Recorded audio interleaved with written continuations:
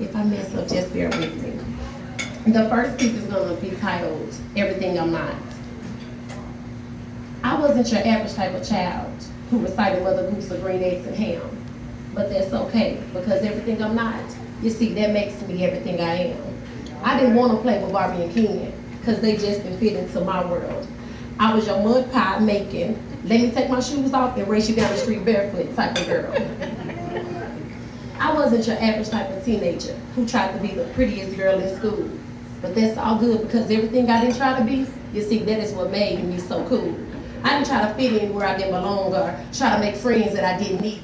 Besides, with the many different personalities I had going on, I was enough to keep my own self comfortable.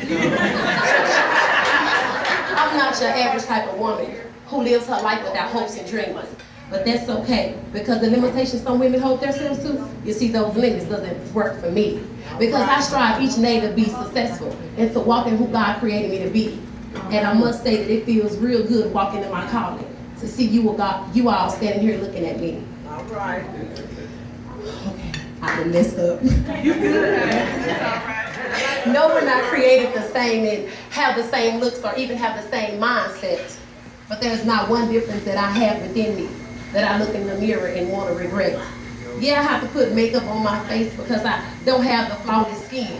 But MAC, CoverGirl, or Maybelline still couldn't define the true beauty that I hold within. No, I don't have the supermodel body, but that's okay and all right with me. And yes, I wish my stomach was a little flat, but it's been stretched out a little ×3. And my mom always tell me, girl, you talk so loud. You need to eat. You've been skinny all your life. But that's all right, because I'm confident in who I am. And when I look in the mirror, I know God created me right. So I don't care about the opinions of what people say and what they think that I ought to be. Because everything that people say that I'm not, I know it's everything that makes up what is me. All right.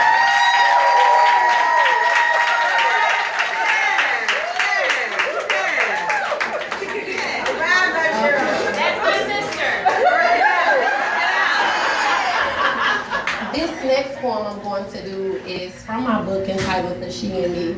The last time that I got up and spoke, I read from my book.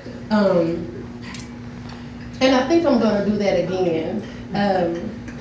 I wrote this book about 4 months ago.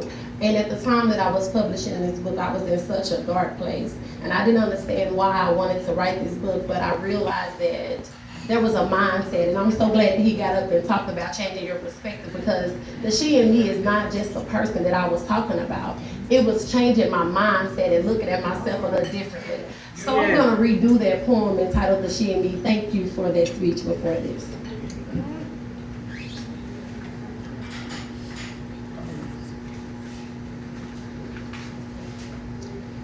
As I stand in the mirror and stare at the woman that she said I have become, the words echoes in my mind and are ever so strong, just like the beat of a drum. She no longer whispers to me like when I was a child, because she has grown up with me too.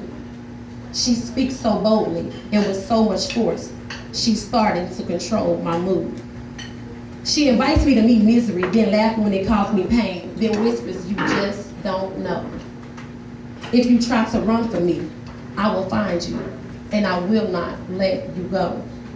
She confuses me at times because she seems so happy, then seconds later she's mad as hell.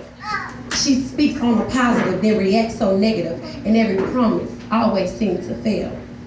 She becomes so evil at times, and so I have to shut her down and refuse to take part in her wrong. I have to get away from her. She can't keep living for me.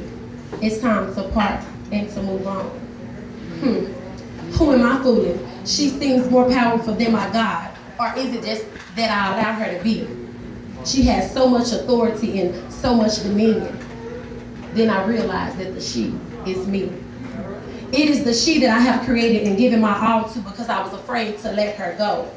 So when I gave up on God and put all my trust in her, I damned my very soul.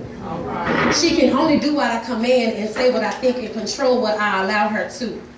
So now we are here face to face. She screams, come on, what you gonna do? I laugh at how bold she is because after all, she's just an image of pain. She has no say in my final being and can no longer bound me with any chains. All right. So I say to her, you have to go. My mind is no longer your home. You are causing a hindrance in my growth. Besides, you and my God, you don't get along. She is mad at me, but I cannot care because I have finally gotten the victory. My mind is renewed and my heart is fixed because I have finally gotten rid of me. All right.